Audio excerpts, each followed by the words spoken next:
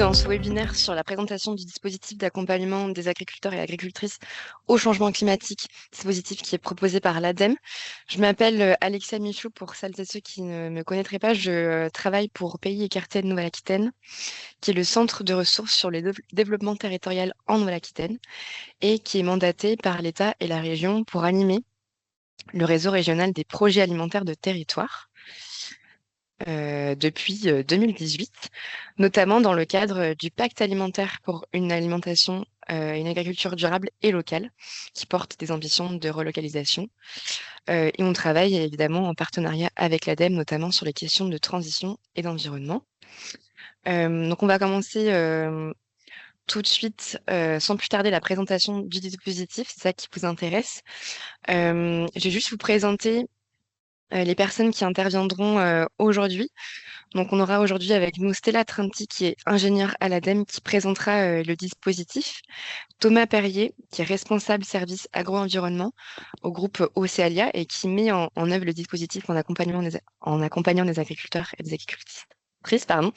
Et Yoann Monger, référent régional agriculture alimentation à l'ADEME, qui pourra répondre à vos questions en fin de séquence. Du coup, comment ça va se dérouler aujourd'hui? On aura à peu près 15 minutes de présentation par Stella Trenti, donc du dispositif. Ensuite, on aura un témoignage de Thomas Perrier sur le déploiement du dispositif. Et puis, vous aurez tout le loisir de poser vos questions sur le fonctionnement. Donc, sans plus tarder, Stella, je t'invite à partager ton écran et à nous présenter le dispositif.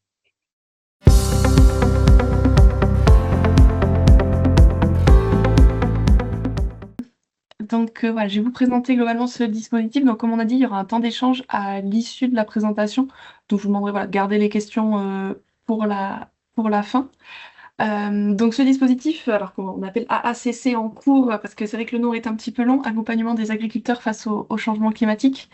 Je vais vous le présenter, du coup le remettre un petit peu dans le contexte, pourquoi il y a eu cet appel à projet et quels projets sont lauréats au niveau national et régional. On verra du coup sur ce qui nous intéresse au niveau de la Nouvelle-Aquitaine, les projets et acteurs lauréats. Et on fera un focus après sur les différents accompagnements qui sont proposés, donc les accompagnements simplifiés et les accompagnements approfondis. Et on fera aussi un petit focus sur des démarches particulières qui sont les démarches collectives. On verra donc les impacts qu'il peut y avoir sur les territoires et le rôle que différentes structures peuvent jouer au-delà des structures lauréates. Et on verra pour finir la présentation et le témoignage d'une structure du coup qui fait des accompagnements, donc Océalia, avec le témoignage de Thomas Perrier comme évoqué. Donc pour vous rappeler le contexte un petit peu de cet appel à projet, c'est un peu dans la même lignée que le dispositif Bon Diagnostic Carbone qui a été déployé entre 2021 et 2023 dans le cadre du plan France Relance. Donc voilà, je ne sais pas si certains connaissent déjà un petit peu ce dispositif, mais il avait permis à l'échelle de la France du coup de réaliser près de 3400 diagnostics et la formation de plus de 700 conseillers. Donc voilà, pour former les conseillers à tous les enjeux de la transition écologique et du coup d'accompagner les exploitations agricoles de la même manière. Donc c'est un petit peu à la suite de ça qu'a été lancé l'appel à projet accompagnement des agriculteurs face au changement climatique en 2024, qui a rencontré un grand succès. Donc au niveau national, c'est plus de 20 millions d'euros de subventions d'un fonds du ministère de l'Agriculture et de la Souveraineté Alimentaire, donc le MASA mentionné ici, qui est opéré du coup par nous, l'ADEME. Et au niveau national, donc c'est plus de 105 projets, avec, ça représente près de 3000 accompagnements simplifiés et 5500 accompagnements approfondis. On reviendra juste après du coup sur la distinction entre ces deux types d'accompagnement. Mais voilà, c'est un dispositif de massification qui est quand même assez intéressant. Et au niveau régional, la Nouvelle-Aquitaine étant quand même une grande région et une grande région agricole, on a 2,9 millions de subventions prévues avec 14 projets lauréats. Donc 4 projets collectifs et 10 projets individuels. Encore une fois, on verra la différence de ces types de projets juste après. Et on avait près de 35 projets candidats. C'est-à-dire que voilà, il y a eu une sélection assez dure sur les projets retenus parce qu'on n'avait pas une enveloppe extensible au niveau des subventions. Et on espère qu'à l'issue du dispositif, on aura de réaliser les 824 accompagnements simplifiés et les 825 accompagnements approfondis qui sont prévus par ce dispositif. Donc rapidement, la présentation qui peut être faite aux agriculteurs, parce que c'est quand même eux les bénéficiaires de ces accompagnements, c'est voilà, de répondre à plusieurs questions sur l'avenir de l'exploitation face au climat. Comment adapter les cultures, comment réduire les émissions de gaz à effet de serre, les questions qu'il peut y avoir sur le sol et la santé des sols. Voilà, c'est vraiment toutes ces problématiques qui sont évoquées. Et en fonction des typologies d'accompagnement choisis, qu'ils soient simplifiés ou approfondis en fonction des thématiques, ça peut permettre de répondre à des problématiques vraiment spécifiques à chacune des exploitations. Donc vous voyez en bas un lien qui permet de retrouver les structures lauréates du dispositif qui sont prêtes à accompagner les agriculteurs. Je vous affiche pas le lien en entier puisque il y a les structures sur toute la France. Mais rapidement sur la Nouvelle-Aquitaine, on va avoir là dans le tableau et ça vous sera communiqué à la fin de la présentation, toutes les différentes structures et les différentes typologies d'accompagnement qu'ils proposent. Vous voyez aussi qu'il y en a qui sont assez localisés. Par exemple, si je prends la dernière ligne du tableau, on voit que Serre France Dordogne propose des accompagnements toutes filières, mais uniquement sur le département de la Dordogne. On voit qu'ils proposent toutes les typologies d'accompagnement, c'est ce qu'on a à droite. Ils font des individuels, des collectifs, et sur les trois typologies, atténuation, adaptation et sol. Mais voilà, on a aussi des structures, par exemple l'IDEL, qui porte un projet un peu plus global, donc sur toute la Nouvelle-Aquitaine, mais sur une filière un peu plus spécifique, qui est l'élevage bovin-viande. Donc voilà, en fonction des agriculteurs et des territoires, il peut être intéressant de se rapprocher de l'une ou de l'autre des structures en fonction de la filière qui les concerne, de là où ils sont localisés et des typologies d'accompagnement qui peuvent les intéresser. On voit par exemple que sur, je sais pas, ce qui est proposé par la CAVEB, ils font que des accompagnements individuels simplifiés et en atténuation sur les approfondis. Donc voilà. Le tableau paraît un petit peu barbare comme ça, mais j'espère que ce sera un petit peu plus clair une fois que j'aurai proposé les différentes typologies d'accompagnement. Donc je vous disais, il peut y avoir des accompagnements simplifiés. Donc l'objectif, c'est de sensibiliser les agriculteurs aux enjeux du changement climatique sur son territoire.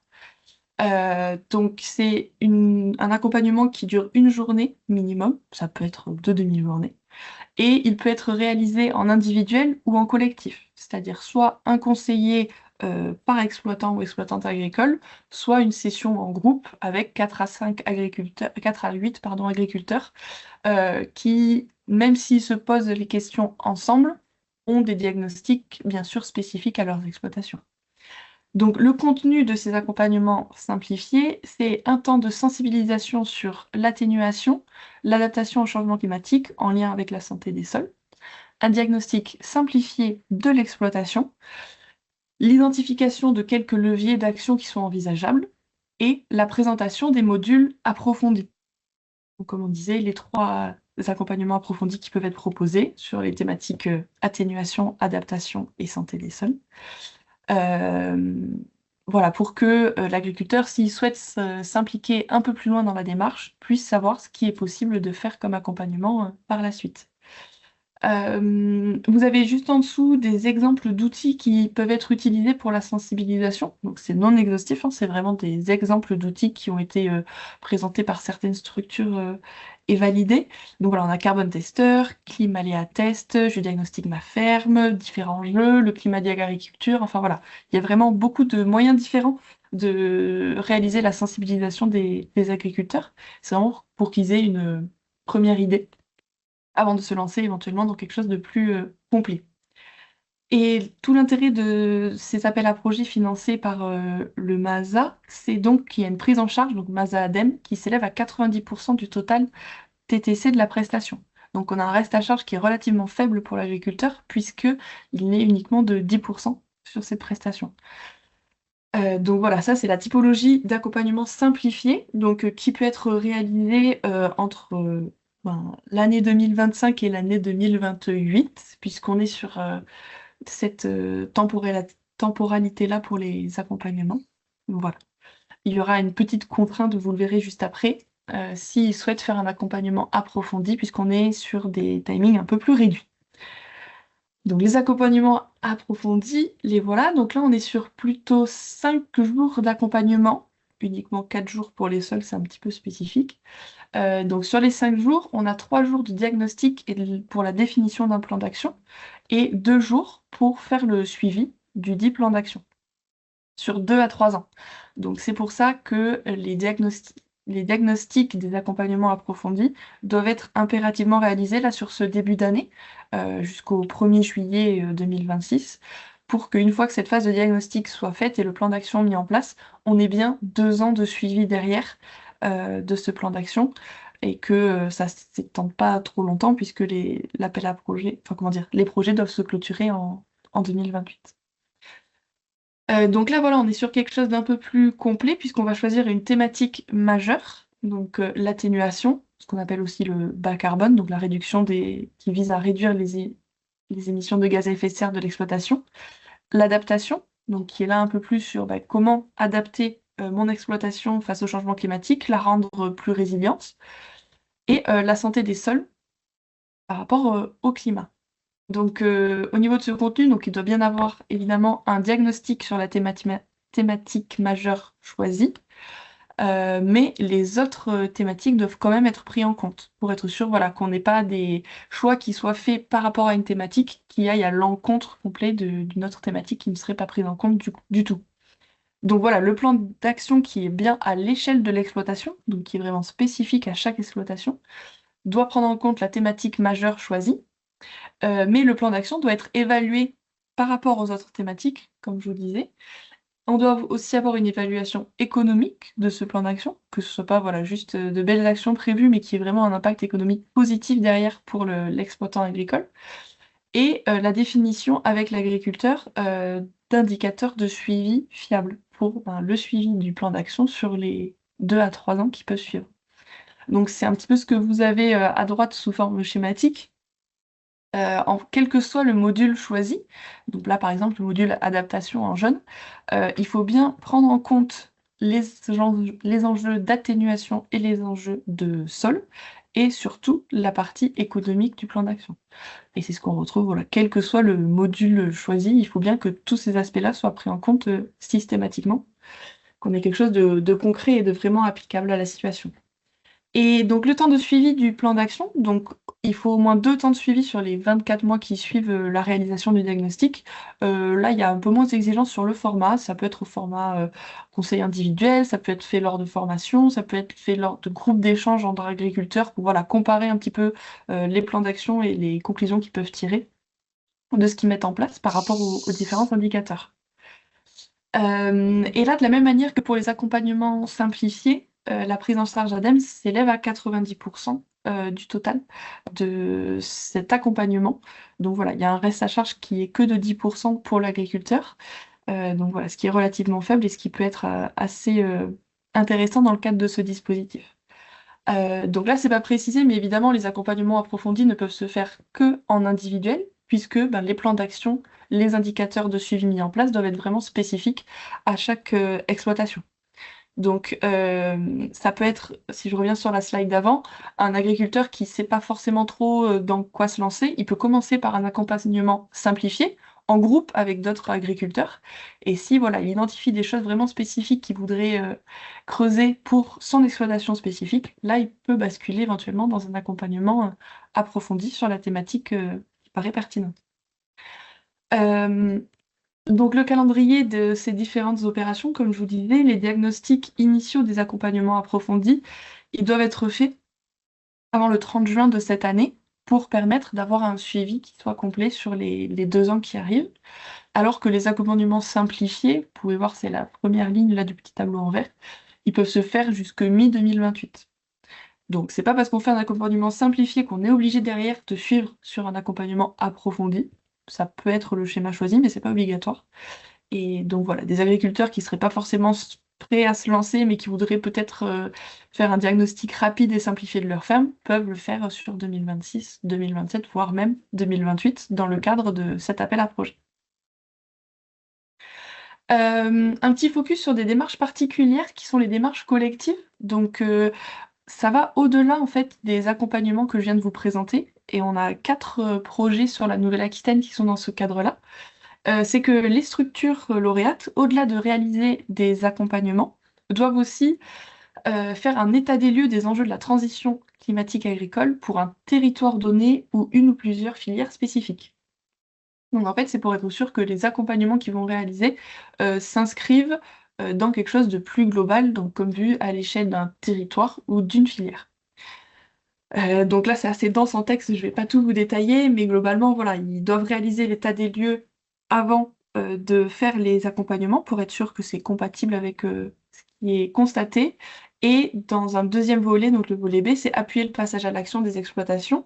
Donc, grosso modo, tirer des accompagnements des exploitations accompagnées pour essayer de pouvoir massifier derrière euh, l'accompagnement des agriculteurs au-delà de cet appel à projet qui, voilà, même s'il est quand même assez important, ne s'inscrira pas forcément dans le temps et pour espérer voilà, tirer des enseignements intéressants de ça, comme ça avait pu être fait à la suite des bons diagnostics carbone.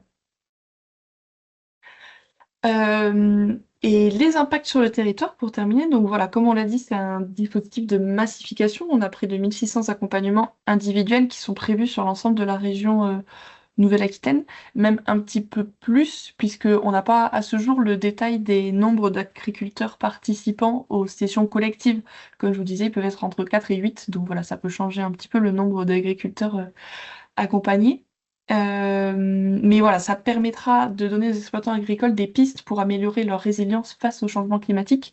Et on voit, bon, c'est une problématique à l'échelle nationale, mais sur la Nouvelle-Aquitaine, il y a certains territoires qui sont spécifiquement impactés. Donc c'est un outil qui peut leur permettre de répondre à certaines questions qu'ils peuvent avoir. Et les structures habilitées à réaliser les accompagnements, donc qu'on a vu dans le tableau bleu que je vous ai présenté au début, peuvent avoir besoin potentiellement d'aide pour identifier et recruter des agriculteurs qui peuvent être intéressés par ces dispositifs sur le territoire. Les PAT peuvent apporter un soutien non négligeable, soit en direct, soit par l'intermédiaire des structures agricoles partenaires, puisque voilà, on sait que c'est assez bien réparti sur la région et sur différentes filières aussi. Donc voilà, comme je vous l'ai expliqué sur la slide juste avant, la réalisation de diagnostics territoriaux pardon, pour les projets collectifs, ça peut également permettre de donner des éléments tangibles aux acteurs locaux pour mettre en place des plans de transition adaptés. Voilà, d'être sûr d'avoir des choses qui sont adaptées vraiment au territoire et pas des généralités nationales.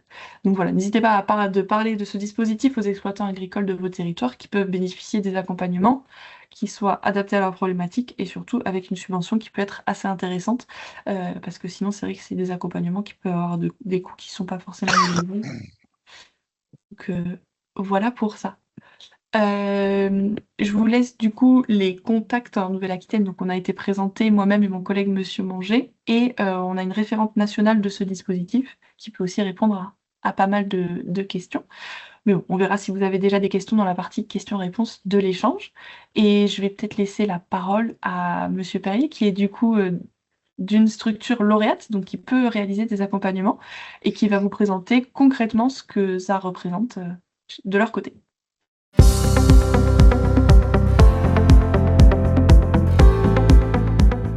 Monsieur Perry, effectivement, vous êtes responsable du service agro-environnement du groupe Océalia. Éventuellement, peut-être ça peut être intéressant de représenter ce que c'est que le groupe Océalia, parce que je ne sais pas si tout le monde autour de la table numérique ici se le représente bien. Merci beaucoup. Bonjour à tous, du coup, Thomas Perrier, donc pour Océalia. Alors, ouais, quelques mots d'Océalia, puis après, je vais du coup pouvoir présenter quelques diapositives sur le dispositif d'accompagnement. Donc, Océalia, coopérative agricole, basée, alors le siège est basé à Cognac, mais le territoire d'intervention, en fait, on est sur l'ensemble de l'ex-région Poitou-Charentes, donc Vienne, Deux-Sèvres, Charente, Charente-Maritime, le Limousin. Donc Creuse, Corrèze, Haute-Vienne et la Dordogne. Voilà. Donc c'est une coopérative qui est à la fois, on va dire, qui accompagne des adhérents qui sont à la fois céréaliers, viticulteurs, éleveurs, ou pour beaucoup d'entre eux mixtes, céréaliers, viticulteurs ou polyculture, élevage. Voilà. De manière assez synthétique, peut-être pour représenter la coopérative. Du coup, je vais partager mon écran pour vous présenter quelques diapos sur justement comment ce dispositif-là se traduit concrètement Donc, en fait, chez nous, le socle de l'accompagnement, on va dire, autour de ce sujet-là, tourne autour d'une démarche qui est propre à Océalia, qui s'appelle le sillon responsable. C'est quoi le sillon responsable? En fait, c'est une démarche globale d'accompagnement de la transition agricole qui va couvrir les principaux enjeux qui gravitent autour de cette transition. Donc, on parle là à la fois d'enjeux environnementaux, donc évidemment la lutte contre le changement climatique, et c'est en plein dans cette mission que s'inscrit là l'accompagnement de l'ADEME. Très lié à cette question du changement climatique, on va retrouver la question de la préservation des sols, également de la biodiversité, la gestion de la ressource en eau. Voilà pour la partie vraiment environnement. Sur les dimensions plutôt sociales ou sociétales, on va retrouver la question du bien-être animal, pour notamment les agriculteurs qui sont dans un système avec de l'élevage. Un enjeu important aussi sur la communication positive, sur ce que mettent en place les agriculteurs sur le terrain concrètement et les démarches de progrès qu'ils sont en train de faire. Et puis évidemment, tout ça, un des enjeux forts du sillon responsable chez Océalia, c'est la performance économique des exploitations, qui est un sujet d'actualité en ce moment. Voilà. Et donc, en fait, concrètement, nous, aujourd'hui, le sillon responsable, et je présente ça parce que c'est le socle de cet accompagnement-là qu'on fait dans le cadre du dispositif de l'ADEME. En fait, c'est un diagnostic d'exploitation qui est fait par les équipes terrain d'Océalia avec les agriculteurs, où l'objectif, c'est de faire un récapitulatif de l'ensemble des pratiques qu'on estime avoir un effet positif sur la durabilité. Donc, il y a une liste, hein, on a une centaine de pratiques environ qui sont réparties dans plusieurs catégories, donc je ne vais pas toutes les énumérer là, qui en fait donnent lieu à un outil de diagnostic. Et cet outil de diagnostic permet de faire un diagnostic de la transition, on va dire, chez l'agriculteur, diagnostic de durabilité, suivi derrière d'un plan d'action personnalisé à chaque agriculteur, puisque la transition sur les exploitations, il n'y a pas une trajectoire unique pour tout le monde. Il faut qu'on puisse individualiser un peu les actions. Et puis, ce qui donne lieu derrière à une charte d'engagement, et puis à une certification pour derrière aller faire reconnaître la démarche et les agriculteurs qui s'engagent. Et donc, nous, en fait, pourquoi je présente ça, c'est que l'ensemble des agriculteurs qui bénéficient des accompagnements de l'ADEME sont des agriculteurs qui font partie de cette démarche du sillon responsable. Voilà. Alors, pour des questions de timing, je n'ai pas plus de diapos que ça, mais aujourd'hui, ça représente un petit peu plus de 800 agriculteurs répartis sur tout le territoire d'Océalia qui sont dans cette démarche. Et donc ensuite, comment s'articulent, on va dire, les démarches autour du changement climatique et en particulier la question du bas carbone au sein d'Océalia? En fait, aujourd'hui, nous, on est habilité, on est capable de faire des bilans carbone d'exploitation dans lesquels on va à la fois mesurer les émissions de gaz à effet de serre des exploitations par poste, hein, et puis le stockage de carbone dans les sols. Quand on prend en compte à la fois les émissions et le stockage, on arrive à un bilan net d'exploitation. Donc là, sur le graphique que vous voyez, les émissions sont représentées en bleu, le stockage ou le déstockage de carbone en vert, et du coup le bilan net en jaune. Là, c'est un exemple vraiment concret, lambda d'une exploitation agricole type. Et donc, en fait, ce qu'on va faire derrière, c'est calculer l'empreinte carbone globale de l'exploitation en tonnes de CO2 et calculer le facteur d'émission de chaque culture. Donc là, je prends le cas notamment des céréales. En fait, on va regarder une tonne de blé, quel est son facteur d'émission, ou un hectare de blé, combien on émet de CO2 sur un hectare de blé, par exemple. Suite à cette étape de bilan, en fait, on fait un diagnostic, on fait un plan d'action, pardon, où là, l'objectif, c'est qu'on va aller simuler un ensemble de leviers qu'on peut mettre en place pour améliorer l'empreinte carbone. Et puis derrière, ça va nous permettre de mesurer finalement une amélioration du bilan carbone. Donc là, dans l'exemple type qu'on voit sur le graphique ici, en fait, on a joué par exemple sur la question des couverts végétaux, dont on va augmenter à la fois la surface et la qualité. En fait, en se fixant des objectifs de biomasse de couverts, finalement, on va réussir à réduire l'empreinte carbone. Donc là, le cas concret qui est simulé ici, c'est une réduction, finalement, une amélioration de 19% du bilan carbone en jouant sur un levier couverts végétaux, qui n'est évidemment pas le seul levier, c'est un exemple parmi tant d'autres. Voilà. Et donc, l'objectif, après, évidemment, c'est que pour les agriculteurs qui s'engagent dans une réduction de leur empreinte carbone, l'idée, c'est de pouvoir accompagner et soutenir finalement leurs efforts, parce que derrière, il y a des leviers concrets qui se mettent en place, mais qui ne sont pas sans risque et qui ne sont pas sans coût non plus. Et donc, l'idée, c'est de pouvoir engager les agriculteurs dans des dispositifs de valorisation qui peuvent être de différents types, comme le financement de crédit carbone, comme le dispositif public de la MAEC bas carbone ou les primes filières, mais ça, j'y reviendrai un tout petit peu après. Et donc concrètement, sur ce dispositif aujourd'hui présenté par l'ADEME, aujourd'hui, comment ça se traduit chez nous? Donc en fait, il y a plusieurs types d'accompagnement qui étaient proposés dans l'appel à projet qu'on a choisi et sur lesquels on est habilité aujourd'hui à faire sur le terrain. Le premier, c'est l'accompagnement simplifié. Donc là, concrètement, c'est quoi? On va faire un diagnostic carbone simplifié chez un agriculteur qui fait partie du sillon responsable. Aujourd'hui, on a deux outils qui le font, un en grande culture et un en élevage. On n'a pas encore d'outils en viticulture, on y travaille. Donc l'outil en grande culture, c'est 6 farms et en élevage, c'est Cap 2ER, qui est le niveau 1. Et en fait, ce qu'on va faire, c'est un échange avec un expert qui est dans mon équipe, hein, qui travaille uniquement qui est vraiment spécialisé sur cette question des bilans carbone sur les fermes. On va estimer le bilan carbone de l'exploitation en une heure, une demi-journée si on comprend le plan d'action, voilà, à peu près. On estime le bilan carbone de l'exploitation, on échange sur des potentiels leviers de progrès, et puis derrière, on présente en fait les solutions d'accompagnement approfondi. L'idée de cet accompagnement simplifié, c'est que ça donne un première appréciation du bilan carbone et des pistes de progrès qu'on peut avoir. Et puis la question après, c'est de se dire comment on peut travailler la valorisation économique de tout ça.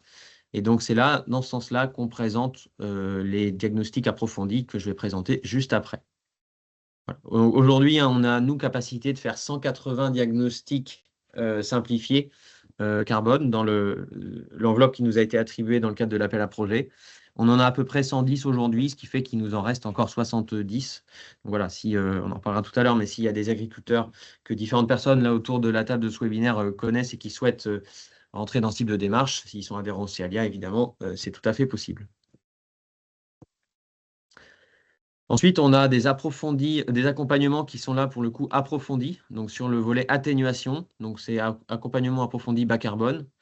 Donc là, en fait, qu'est-ce qu'on va faire concrètement? C'est que là, on va faire un diagnostic carbone complet chez l'agriculteur, qui est là beaucoup plus chronophage en termes de temps, puisqu'en fait, c'est 3 jours. Enfin, l'accompagnement, il a été donné sur les délais tout à l'heure, mais en fait, c'est 3 ans de données parcellaires qu'il faut pouvoir rentrer dans les outils.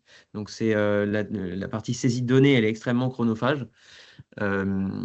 Ce sont des outils qu'on utilise, nous, là aussi, en 2 outils. En grande culture, toujours l'outil 6Farm, mais sur le volet diagnostic complet, et l'outil Cap2ER en élevage, sur le niveau 2 du Cap2ER, où là, en fait, on est sur des outils qui sont conformes au label bas carbone.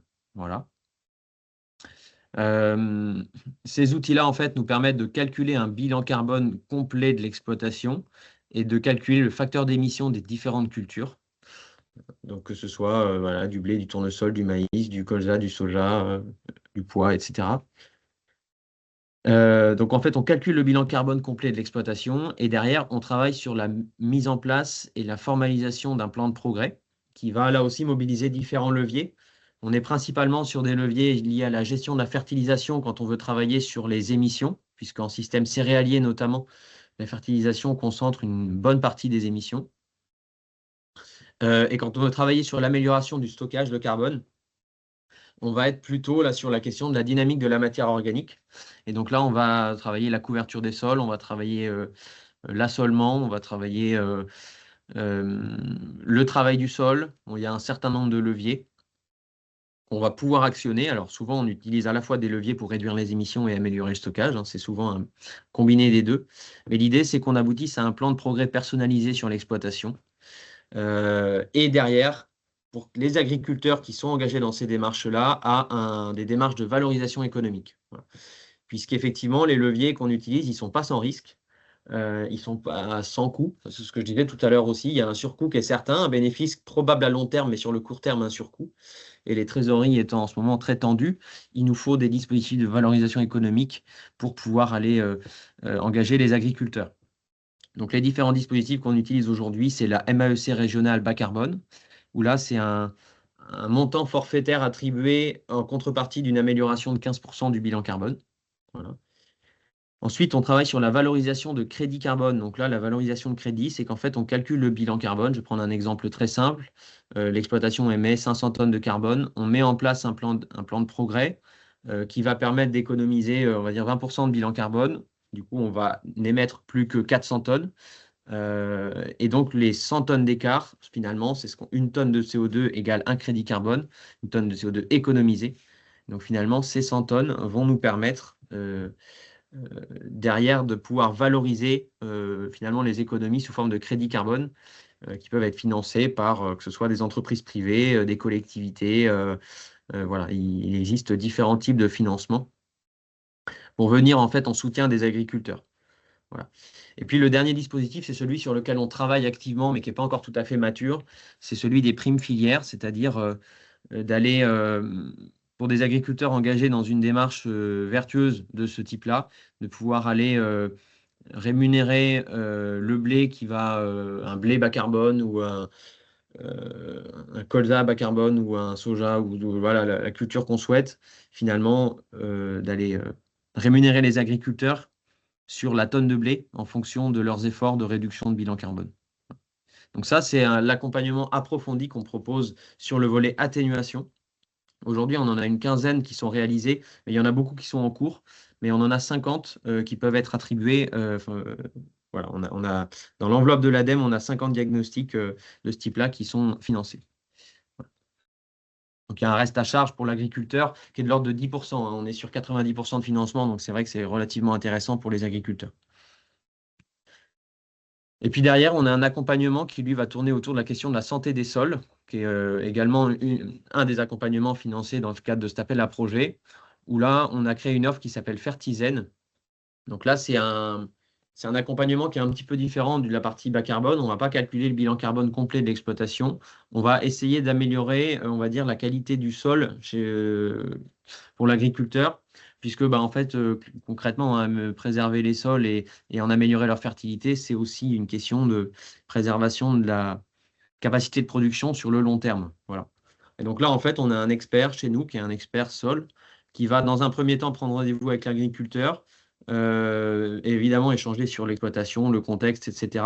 Et puis réaliser une analyse cartographique des sols avec un outil bien spécialisé qui s'appelle BIAPI, qui va permettre d'identifier des zones à enjeu fort sur la préservation des sols, donnant lieu ensuite à un plan d'analyse. Donc là, ce qu'on va faire, c'est qu'on va faire des analyses très poussées, des analyses de terre en fait très poussées pour essayer de bien comprendre les problématiques et les profils de sol auxquels on a affaire. On va également réaliser des fosses pédologiques à des endroits stratégiques de l'exploitation pour essayer de comprendre un peu si on n'a pas des problèmes de fertilité des sols, des questions de tassement notamment, des semelles de labour. Voilà, on peut avoir différents types de problématiques, mais l'idée quand on ouvre et quand on regarde concrètement ce qui s'y passe, c'est de pouvoir bien identifier les problématiques et derrière de trouver des solutions pour y remédier. Voilà, et puis ensuite, évidemment, ça donne lieu à un rendez-vous de restitution et la mise en place d'un plan d'action concret sur des pratiques. Quelles pratiques? Alors, c'est certain, ça va être effectivement densifier la partie couverts végétaux. Chez d'autres, ça va être réduire le travail du sol. Certains, ça va être apporter un peu plus de matière organique. On a différents types de plans d'action qui peuvent se créer et qui, là aussi, doivent être individualisés sur chaque exploitation. Voilà.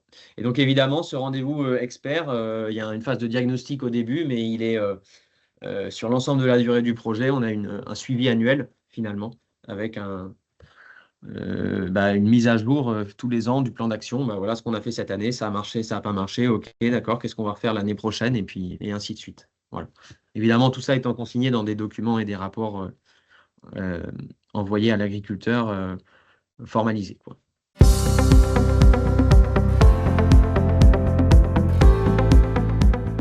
Il y avait une question dans le chat, comme il n'y en a qu'une pour le moment. Monsieur Poirier, si vous voulez bien, je vous invite à peut-être la poser à l'oral. Comme on n'est pas très nombreux, ça peut peut-être fluidifier les échanges. Oui, est-ce que vous m'entendez correctement? Oui, on vous Non. entend. Oui, c'est bon. Tout ce qui est dit, en fait, on a souvent un axe qui relie à la mécanisation des exploitations. qui pénalise de manière assez durable les marges, les marges hectares. Et on se rend compte que sur le terrain, il y a une connaissance assez mauvaise de ce coût. Euh, et quand on veut faire évoluer le système, changer de pratique, travailler sur la fertilité des sols, on a aussi en partie une évolution du parc matériel. La question, c'était donc de savoir si est-ce que les diagnostics de mécanisation, alors individuels et en groupe, peuvent rentrer dans le processus. Est-ce que c'est le genre d'outil qui peut être mécanisable? Et j'y vois aussi une porte d'entrée dans les exploitations. Parce que le concept de carbone peut rester encore assez lointain pour un certain nombre d'agriculteurs. Et comme il s'agit de massifier, j'ai l'impression que la mécanisation, ça reste encore une bonne porte d'entrée. Enfin, c'est pas l'impression, il y a 100 balles et entre 100 et 200 euros à aller chercher à l'hectare, pour faire court. Et là, c'est du bénéfice direct avec du partage de matériel ou de la CUMA, ou peu importe, mais en tout cas, il y a de l'économie directe sans énormément de dépenses complémentaires. Merci pour votre question, Monsieur Poirier. Est-ce que peut-être juste vous pouvez vous représenter pour vous situer, parce que moi je sais qui vous êtes, mais peut-être pas tout le monde. Donc Freddy Poirier, je suis vice-président à Grand Poitiers en charge de l'agriculture et de l'alimentation. Et puis j'ai un petit passé CUMA, un gros passé CUMA qui me fait poser ces questions-là. Et j'en suis même à me poser des questions aujourd'hui sur des questions d'assolement mutualisé. Bon, bref, dans la situation dans laquelle on est. Merci beaucoup. Parce Merci que, alors, beaucoup. pardon, et commencer à se poser la question de l'adaptation et de la fertilité du sol, je suis un fervent défenseur de ces sujets-là, mais je me rends compte il faut aussi travailler les fondamentaux, et la mécanisation fait partie des fondamentaux. Merci. Merci pour répondre à votre question. Je ne sais pas si je vais répondre, mais alors je n'ai pas connaissance, je vous avoue, de ces diag mécanisations spécifiquement. Donc là, comme ça, non, les diag mécanisations ne peuvent pas rentrer dans le cadre de l'appel à projet parce que, comme je vous ai présenté, c'est quand même assez spécifique ce qui est attendu des accompagnements de l'appel à projet. Toutefois, dans les accompagnements, alors simplifiés comme approfondis d'ailleurs, que le sujet soit évoqué et qu'il y ait une partie qui lui soit consacrée, en soi, il n'y a rien qui l'empêche. Je pense que c'est plus une problématique de temps, puisque voilà, c'est une journée pour ces diagnostics simplifiés et accompagnement simplifié pour sensibiliser aux trois sujets que sont l'atténuation, l'adaptation et la santé des sols, faire le diagnostic simplifié de l'exploitation, etc. Donc ça peut être pris en compte. Est-ce que ce sera fait par tous, vu que c'est pas une exigence spécifique du cahier des charges, c'est pas sûr. Je vois que M. Perrier, vous voulez réagir peut-être sur vous, ce qui est prévu dans le cadre de vos accompagnements? Bah non, mais du coup, c'est vrai que enfin, pour moi, c'est une très très bonne question parce que effectivement, quand on parle de surcoût lié à la transition, etc., il y a clairement très souvent la question de la mécanisation. Je vais prendre un exemple très concret, hein, un levier qu'on travaille très souvent pour plein de sujets, que ce soit qualité de l'eau, carbone, sol, etc., c'est les couverts. On voit bien que les couverts marchent quand on a du matériel performant pour le semer et que des semoirs de semis direct, notamment, bah, ça coûte souvent assez cher, par exemple. C'est un exemple parmi tant d'autres. Alors voilà, enfin, clairement, nous aujourd'hui, on est en réflexion aussi pour avancer un peu sur ce sujet-là. On n'est pas mature parce que c'est pas notre cœur de métier à la base, la mécanisation. Mais en tout cas, de pouvoir accompagner techniquement les agris, notamment sur le réglage du matériel, etc., c'est un vrai sujet. Et clairement, dans les plans d'action sur la fertilité des sols, bah, en fait, l'expert sol, pour le coup, travaille pas mal aussi sur tout ce qui est réglage de matériel. Enfin, il connaît assez bien, en fait, ces questions de mécanisation. Donc, indirectement, c'est pris en compte. Maintenant, on va peut-être pas assez loin, effectivement, sur le financement derrière des coûts. Euh, Ouais, enfin, je rejoins à 100% en fait ce qui a été dit, parce que c'est vrai que c'est un des gros enjeux de la transition. Et là, quand on parle à la fois sol, qu'on parle phyto, qu'on parle eau, voilà, ça fait partie des enjeux majeurs. Et puis, merci beaucoup d'avoir complété. Et alors, peut-être qu'il faut qu'on l'appelle, il faut l'appeler autrement et sortir du boulon et du bout de ferraille. Mais n'empêche que quand on va sur ce diagnostic de mécanisation, c'est d'abord pour aller préserver la matière organique des sols. Et puis redonner de la fertilité au sol. Alors ça s'appelle diagnostic de mécanisation parce que c'est ce nom-là. N'empêche que la finalité, c'est de moins perturber le sol, donc de préserver la matière organique plutôt en surface dans un premier temps. Moins on perturbe le sol, moins on a de levée de mauvaises herbes, moins on a de phyto derrière. En fait, il y a tout un ensemble de bénéfices au service de l'adaptation et du changement climatique qui est lié à ça. Alors, si c'est le nom diagnostic de mécanisation qui pose problème, on peut s'arranger pour changer le nom. Je suis un peu cash, hein, mais on peut s'arranger pour changer le nom. Mais très sincèrement,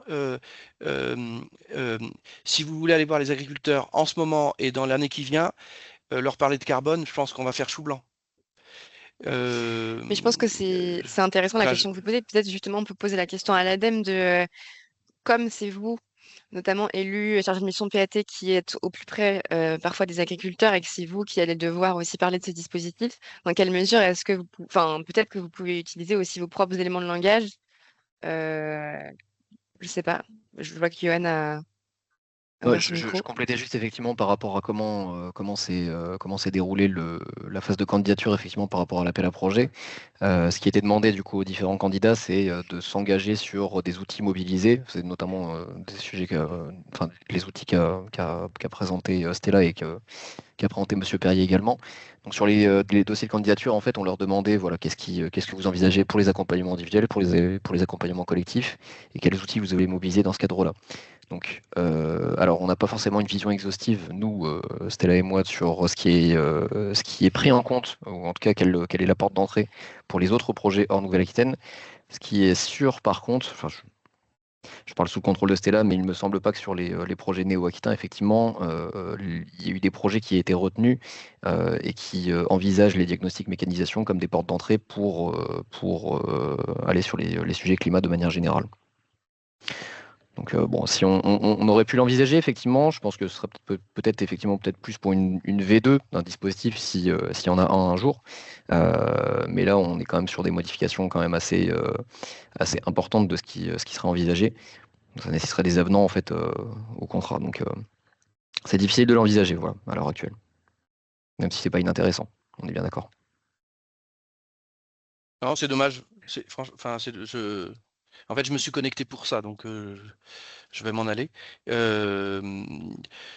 Voilà. Bon, Mais dommage. j'entends la suggestion. On pourra Non, mais aussi la faire en fait, remonter. c'est fondamental, hein. Si aujourd'hui on a des agriculteurs qui sont dans une difficulté, aujourd'hui, c'est qu'on a eu des surinvestissements sur les exploitations, en partie, hein, pas tous, hein. Il y a aussi une question de prix des produits agricoles. Euh, mais il y a un travail de fond à réengager. Et je suis surpris. Alors, j'ai pas tous les noms, mais je sais pas s'il y a le réseau CUMA qui est connecté, mais euh, il y a un vrai chantier autour de la mécanisation. C'est structurant pour la survie des exploitations. Je vous la fais courte, mais euh, et qu'on n'y ait pas pensé dans ce cadre de cette démarche, ça m'épate. On travaille avec le réseau CUMA sur cette entrée, effectivement, mécanisation, mais par d'autres biais. En l'occurrence, plutôt la question de l'économie énergétique vis-à-vis des consommations de carburant. Pas Oui, oui, forcément mais dans le cadre de ce dispositif, effectivement. ok, bon. Eh ben, Merci Monsieur Poirier en tout on cas. verra pour le deuxième tour. Merci à vous. Pour votre intervention et proposition. Je propose qu'on prenne les autres questions dans l'ordre de celles qui ont été le plus likées. Donc, on va commencer par les questions sur les accompagnements collectifs. Comment sait-on si des accompagnements collectifs ont lieu sur notre territoire de PAT? Je ne sais pas si l'ADEME voulait répondre. Oui. Oui, pour être sûr de comprendre la question, du coup, normalement, le document que Monsieur Monger vous a partagé dans la conversation permet de répondre à ça. C'est en fait les différentes structures lauréates et vous avez leur localisation. je vais peut-être partager mon écran parce qu'il faut télécharger le document, donc peut-être que tout le monde ne l'a pas fait. Si vous me laissez toute seconde. Donc en fait, c'est Peut-être un que tu peux zoomer document. un peu plus, ceci Oui, dit, je pense c'est pas que très Ouais, grand. c'est un petit je peu pense petit. que je vais zoomer. C'est le document qui reprend tous les lauréats à l'échelle nationale. Donc tout ne va pas nous intéresser là pour le coup. Mais pour Nouvelle-Aquitaine, par exemple, euh, si je prends Maïs Adour, qui est la première ligne qui vient, on voit que le type d'accompagnement qu'ils réalisent, c'est uniquement des accompagnements simplifiés en individuel. Euh, et vous avez la localisation de là où ils font ces accompagnements. Donc, si vous voulez savoir s'il y a des accompagnements collectifs sur là où sont là où est votre territoire de PAT, bah, il vous suffit de faire un petit peu l'exercice de regarder dans Simplifier en collectif. Ben voilà, on parlait de Sir France Dordogne. En Dordogne, ils en proposent. Bon, si c'est pas votre département, vous regardez.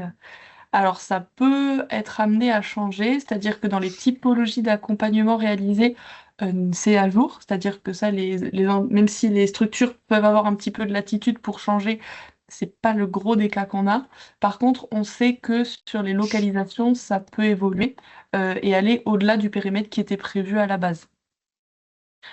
Donc, n'hésitez pas en cas de doute, soit à venir vers nous, ADEME, soit à contacter directement les contacts qu'il y a sur les structures pour voir, voilà, est-ce que si vous avez un territoire qui est juste à côté, vous pouvez être concerné ou pas forcément. Et je crois que les PAT n'ont pas forcément une assise départementale, et c'est-à-dire, vous serez à cheval sur plusieurs Mais du coup, départements. infra-départemental ou plusieurs départements? Ouais. Peut-être que c'est plusieurs départements, si vous pouvez nous le préciser dans votre cas. En attendant, on va prendre les deux questions qui étaient sur les diagnostics climat territoriaux dans le cadre de projets collectifs. Une question sur la précision de ce que c'est exactement, en quoi ça consiste. Et une autre question qui était un peu liée. Dans le tableau initial, Océalia est sur des démarches individuelles et collectives. Si j'ai bien compris, une démarche collective conduit à un état des lieux d'un territoire ou d'une filière. Qu'en est-il pour Océalia? Donc peut-être une question en deux temps. Oui, alors, ouais, il y a deux choses, et je pense, oui, pour Océalia, qu'il y a eu une confusion sur ça. C'est par rapport au tableau que je vous présentais, il y a les accompagnements qui se font en simplifié ou en collectif, c'est-à-dire on accompagne un ou plusieurs agriculteurs, mais ça reste un accompagnement normal.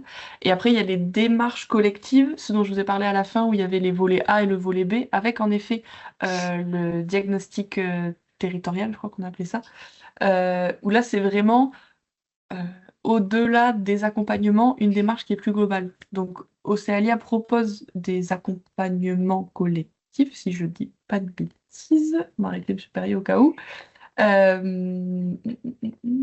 En pratique, en fait, alors, sur les accompagnements simplifiés, effectivement, on peut les faire en collectif parfois. Oui, bien sûr. La théorie, bon, la pratique, c'est qu'en fait, c'est tellement spécifique à chaque exploitation qu'en pratique, on le met plutôt en place de manière individualisée. Mhm. On voit souvent, enfin voilà, c'est plutôt comme ça. Sur la partie vraiment démarche collective, c'était le volet 2 hein, de l'appel à projet. On s'était pas positionné. C'est ça. Ça remonte un petit peu, donc je ne saurais plus exactement vous dire pourquoi. Parce qu'effectivement, je crois que c'était la notion, on n'avait pas réussi à trouver les partenariats dans le temps imparti, parce qu'il fallait que ce soit partenarial de mémoire. Et, Exactement, il fallait qu'il y ait effectivement. plusieurs partenaires pour que ce soit représentatif, voilà, du territoire ou de la filière. Et du coup, je suis désolée, j'ai oublié la première partie de la question. C'était préciser en quoi consiste la réalisation des diagnostics climat territoriaux dans le cadre de projets collectifs. Ah, ok. Ça, si je peux vous repartager mon écran pour l'avoir. Tic, tic. Ah. Ouais, si je peux préciser aussi, c'est pas, faut pas se focaliser sur des diagnostics climat. C'est pas forcément des diagnostics climat, c'est vraiment des diagnostics soit territoriaux, soit filières, soit les deux à la fois. On a un bon exemple, notamment, c'est le projet qui est mené par la Chambre d'agriculture de la Gironde et qui, sur sa composante, du coup, accompagnement de la filière, consiste à regarder quelles peuvent être les solutions de diversification, notamment pour tout ce qui concerne la viticulture girondine. C'est un exemple, hein, mais et du coup, si je peux répondre, voilà aussi un petit peu de manière générale sur le tableau qui est disponible en ligne ou celui qui vous sera envoyé spécifique pour la Nouvelle-Aquitaine, Si vous avez un doute, alors normalement, les diagnostics territoriaux et ou filières donc concernent les projets qui se font en collectif, enfin qui ont un volet collectif du coup. Normalement, c'est sur le territoire du projet et ou sur les filières du projet. Mais si vous avez un doute, si vous voulez savoir en quoi ça consiste exactement, n'hésitez pas du coup à contacter le référent dont le mail du coup sera disponible aussi. Ah, vas-y, je te laisse compléter, du coup, c'est la nécessaire. Tout à fait. Non, j'ai pas grand-chose à compléter. En effet, tu as tout dit juste pour vous dire les 4 démarches en Nouvelle-Aquitaine collectives. Donc, Yann a évoqué la viticulture, donc portée par la Chambre Agriculture 33. On a aussi un projet dans le 47 porté par la coopérative Unicoque sur la filière noix-noisette. On en a un sur le Pays Basque Béarn porté par Agour sur l'approvisionnement en lait pour faire des produits fromagers. Et le dernier porté par l'Institut de l'élevage, là, à l'échelle de toute la Nouvelle-Aquitaine, mais sur tout ce qui est filière bovine. Donc voilà, on a ces 4-là qui vont faire des diagnostics qui vont au-delà des simples accompagnements. Mais après, ben, toutes les autres structures font des accompagnements des différents types qu'on a pu voir ensemble. Mais voilà, vu que c'est des structures qui sont souvent qui travaillent peut-être seules ou avec peu de partenaires, elles sont pas dans cette démarche collective comme on peut avoir là, avec vraiment quelque chose d'un peu plus euh, avec un peu plus d'impact quoi sur la réalisation de l'état des lieux et de l'appui au passage à l'action. J'ai répondu à la Merci question. pour cette réponse. Et on a une dernière question pour le moment qui porte sur l'évolution des pratiques. La question est, y a-t-il des engagements liés au dispositif en termes de préservation de la biodiversité ou des zones humides, par exemple la préservation des prairies permanentes? Bonne question. Pas que je sache. Je réfléchis aux différents cas qu'on peut avoir sur la région. Je crois pas.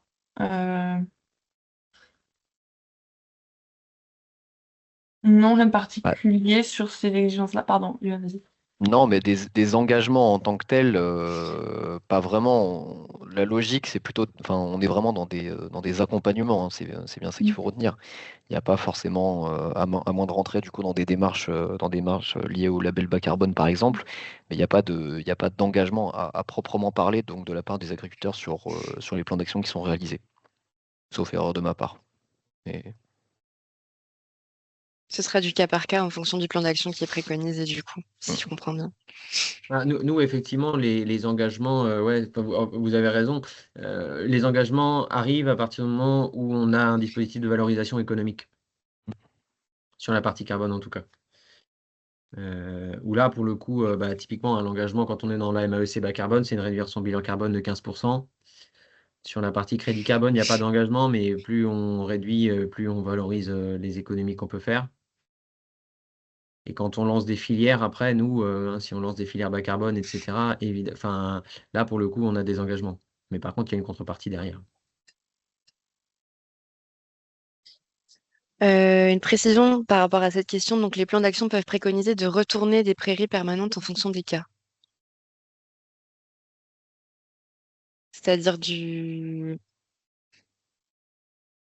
C'est pas, labour, si je comprends bien. Je sais pas si c'est pas le cas j'ai bien chez nous. compris le C'est sens. pas le cas. Enfin, pas, non, dans ce cadre-là, enfin, nous, en tout cas, on n'a pas enfin, c'est un levier qui va jouer défavorablement sur le bilan carbone, en fait.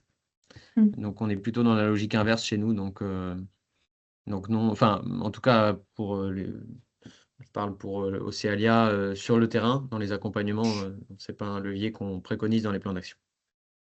Mm. Et au-delà de ça, donc voilà, merci d'avoir répondu pour Océania, M. Perret. C'est vrai qu'on dur de vous répondre pour toutes les autres structures. Toutefois, quand on a fait la sélection des projets en Nouvelle-Aquitaine, comme je vous disais, il y a eu beaucoup de projets déposés et tous n'ont pas été retenus. C'est des points sur lesquels on a fait un petit peu attention quand même d'être sûr que voilà, les projets étaient bien dans la bonne dynamique et répondaient bien au-delà du cahier des charges à la vision qui était un peu portée par cet appel à projet. Donc voilà, même si je ne peux pas vous répondre affirmativement que c'est pas le cas, normalement on a favorisé les projets qui étaient voilà, qui allaient le plus dans le bon sens, si on veut. Et je vois qu'il y a une question qui vient d'être posée, je ne sais pas si on a encore le temps. On va prendre les 2 dernières questions. Les coups derniers. Il y en a une qui vient aussi. Euh, Alors, peut-être que sur la question sur les accompagnements simplifiés collectifs sur le territoire PAT, peut-être vous pouvez prendre la parole si on n'a pas suffisamment bien répondu à votre question. Comme ça permettrait d'être. Bonjour. Donc, Sono Nguyen du PAT Sud Gironde. Alors, si vous avez répondu en partie parce que c'était pas clair pour moi entre accompagnement collectif et démarche collective, parce que j'avais confondu les deux. Donc, déjà, ça, c'était bon. Mais après, c'est au niveau des, du coup, pour pas me tromper, des accompagnements simplifiés en collectif. Où est-ce qu'on sait où ils sont lancés? En fait, c'est plus en termes de communication pour pouvoir relayer l'information en disant il y a un accompagnement simplifié qui va démarrer ou qui a démarré en collectif. Vous pouvez le rejoindre par telle structure ou telle structure.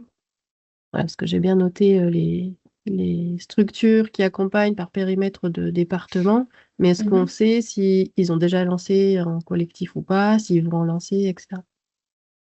Bonne question. Ça, encore une fois, je vous invite à vous rapprocher des structures qui sont localisées là où vous êtes, ou en tout cas là où vous pouvez être. Après, les accompagnements en collectif, c'est plusieurs sessions. Comme on a vu, c'est collectif, mais c'est 4 à 8 agriculteurs.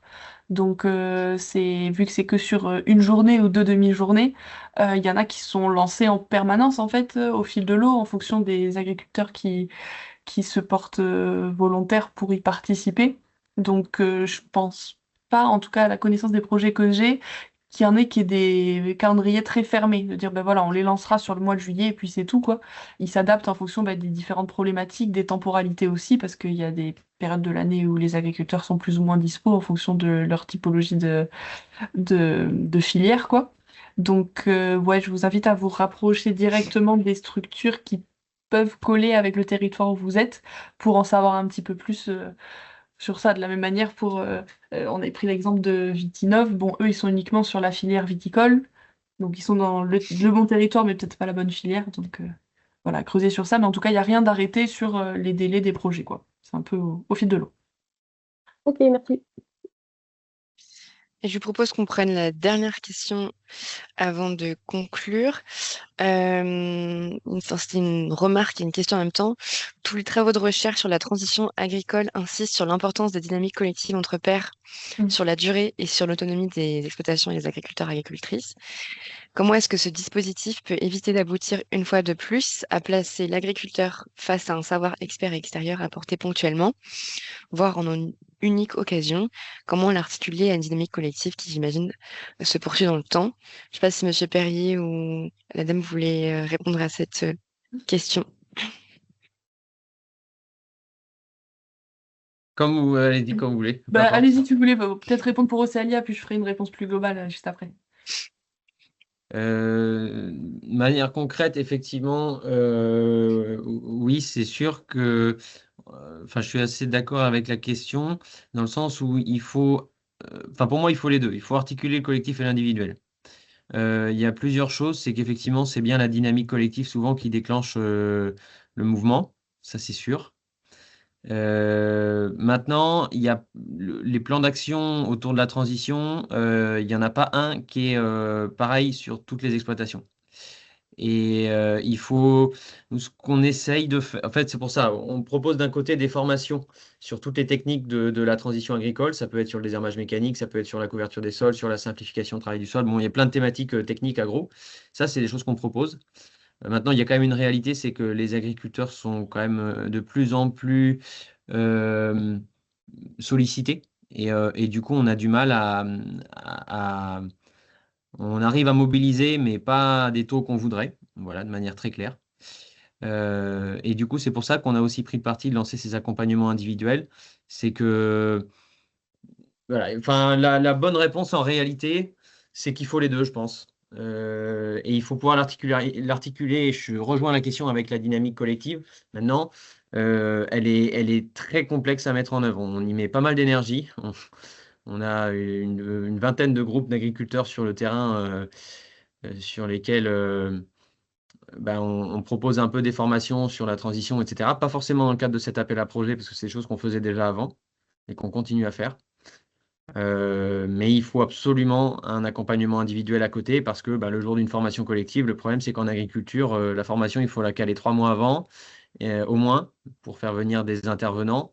Et puis voilà, on a une fenêtre météo de 2 jours qui fait qu'il fait beau et qu'il faut absolument semer parce qu'après il va pleuvoir. Malheureusement, on n'a personne. Et ça se comprend. Voilà, c'est très compliqué en fait de maintenir une dynamique collective pour tout le monde. On essaye, on s'y attelle, mais voilà. Et du coup, là où l'individuel est un peu plus souple de ce point de vue-là. Et en plus, permet de construire des plans d'action qui sont tout le temps différents. En fait, le danger du collectif aussi, c'est de vouloir répliquer un peu tout pareil. Ouais. Faut juste faut trouver un compromis entre les deux, je pense. Merci en effet pour ces premiers éléments de réponse. C'est vrai que c'était une des conclusions aussi qui avait été tirée des bons diagnostics carbone, c'est que voilà, une animation territoriale forte était quand même nécessaire pour embarquer un maximum de personnes dans les démarches. Comme ça a été dit, là, il y a un petit peu les deux qui sont proposés. Et même au niveau des accompagnements approfondis, même s'ils sont en individuel, une des modalités qui peut être choisie pour le suivi du plan d'action, ça peut être des groupes d'échange entre agriculteurs. Dire, voilà, moi j'avais telle problématique, j'ai mis ça en place pour qu'il y ait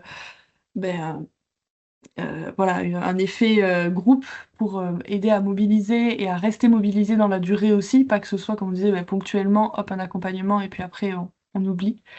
Donc voilà, sur cet appel à projet, c'est vrai qu'il y avait les deux qui étaient possibles, les accompagnements individuels et collectifs, et aussi le fait qu'il y ait des démarches collectives qu'on a évoquées, qui vont essayer sur certains territoires ou sur certaines filières d'embarquer plus largement des agriculteurs grâce aux conclusions qui auront pu être tirées de ceux qui ont été accompagnés de manière individuelle. Voilà, c'est vrai que le focus n'est pas spécifiquement fait sur le collectif, mais il y a un petit peu les deux. Et on espère voilà, qu'à l'issue de cet appel à projet, on pourra essayer de tirer des conclusions pour la suite et encore mieux accompagner s'il y a un nouvel appel à projet qui se lance sur la thématique, quoi. Merci beaucoup. J'ai l'impression qu'on a répondu à toutes les questions, enfin j'espère. Si c'était pas le cas, vous pouvez, je pense, toujours contacter Stella sur comment fonctionne le dispositif, etc. En tout cas, nous, on vous enverra bientôt un mail avec le lien vers le replay de ce webinaire ainsi que les slides. Donc vous aurez toutes les informations. Donc merci encore à Monsieur Perrier, Stella et Yoann pour avoir apporté des informations et apporté des réponses. Et puis on vous souhaite de bonnes négociations avec les agriculteurs pour essayer de leur vendre ce dispositif. Et puis surtout un bon appétit et une bonne journée. Et merci à toi, Stella, du coup, aussi pour l'organisation du webinaire. Oui, merci beaucoup Alexia et tous les participants. Bonne journée. Bonne journée à Au tous. revoir. Merci, Au au revoir. revoir. Merci.